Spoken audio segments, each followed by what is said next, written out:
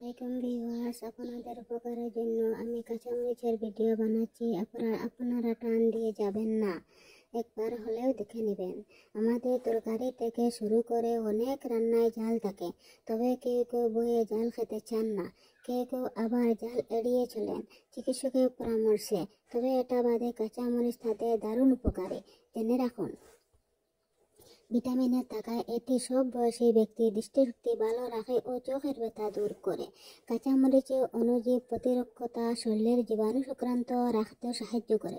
এছাড়াও এতে পর্যাপ্ত পরিমাণ ভিটামিন সি রয়েছে, শরীরের রোগ প্রতিরোধ ব্যবস্থা মজবুত করতে সাহায্য করে। কাঁচামরিচ খেলে খাবার হজম হয়।